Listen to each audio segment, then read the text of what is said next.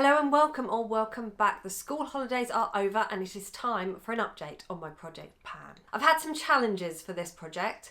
I went down to Essex to stay with family on 2 separate occasions. Something down there I'm really allergic to, flared up my asthma and flared up my eczema. So some of the products I've had to avoid wearing for a bit, but I'll explain that as we go through. We're going to start by looking at the progress on my Lancome Colour Fever Lipstick. As well as wearing this over MAC Myrrh and MAC Velvet Teddy, I've also been enjoying wearing it with the Charlotte Tilbury Pillow Talk lip liner underneath, which is what I've currently got on my lips today. I'm really pleased with the progress I've made on this lipstick, and I'm going to challenge myself to use it up by the end of this month. Next we have the beautiful taupe shade in the middle from this No7 eyeshadow trio. I've been using this as a crease colour, but also started to use the thinner shade at the top for under my lashes to give them a little bit more definition. I've been really enjoying wearing this taupe shade in the crease with a beautiful champagne colour on my eyelid. I have made some progress on this eyeshadow, but not quite as much as I would have liked, because I've received eyeshadow palettes in PR parcels. I don't think I'm being realistic in trying to use up this entire eyeshadow, so I'm going to aim to finish off the outer edge by the end of the year. Next, I've been using up the Simply Pure Hydrating Night Serum. I haven't finished this yet. I started using it every other day and it got too much for my skin. I started kind of getting bumps on my face, a couple of spots, so I've reduced how much I'm using it, but as a result, have tended to forget about it. Unfortunately, I don't know how much is left, but I am confident that I will be able to finish it by the end of the year. Next product, I'm really excited because I have finished it. It's the Moschino Pearl 2 perfume that I got from a PR event with the Perfume shop. I'll be honest, it was hit and miss whether I was actually going to finish this. This is a very lemony, zesty scent, and I tested it on my wrist and didn't have a reaction. I am allergic to citrus fruits. However, because I'm allergic to citrus fruits, when my eczema flared up on my hands, and thankfully it is significantly better after continually using steroid cream, I still managed to finish this. So I had those pause moments where my eczema was so bad, I didn't want to risk putting anything anywhere near it that could be making it worse or stopping it getting better. This is quite a summery scent, so I'm really pleased that I have finished this off during this summer. It's a lovely scent. It just doesn't feel like me because of my citrus allergy. I don't lean towards citrusy things, but if that's something you like, this is a great perfume. Because I've finished up the Moschino Pearl 2 perfume, I am going to add in a new perfume to this project, and I am ready to finish off my wedding perfume. This is Gucci Flora and it is now discontinued. I am a very different person than who I was when I got married, and this perfume just doesn't resonate with me like it used to. And there are other perfumes that I love so much more, and I'm finally at the point where I feel ready to finish this up. I will probably keep the bottle for the memories, but I'm at that point. I'm happy.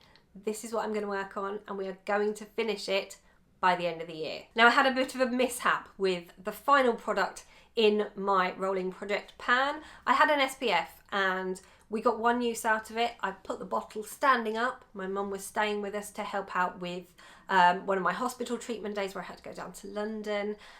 She moved the bottle. Husband then binned the bottle. I don't actually think there was a whole lot left in it. It was at the point where I was having to kind of stand it up to get the rest of the product out. So I'm kind of pretending that wasn't in my project Pan. And instead I have chosen the Inky List Hyaluronic Acid Hydrating Hair Treatment. 2024 was going to be the year that I upped my hair care game. I bought this because hyaluronic acid is great for hydrating. My hair it kind of has a wave, like a kink to it. And as a result, when I try and do it straighter, it goes a bit frizzy. So I wanted something that would give back the moisture to my hair and help it kind of not be fuller, because I've got a lot of hair, but it is getting thinner as I get older and less of it. And I just wanted something that would really help. I have repurchased this. However, I suddenly found this. This is the Revlon Professional Unique One all-in-one hair treatment, and it is kind of coconutty. And I'd forgotten I had this, and I found it and I started using it, and my hair is so much better with this than it is with the hyaluronic acid treatment. So I've decided that I need to focus on using this up.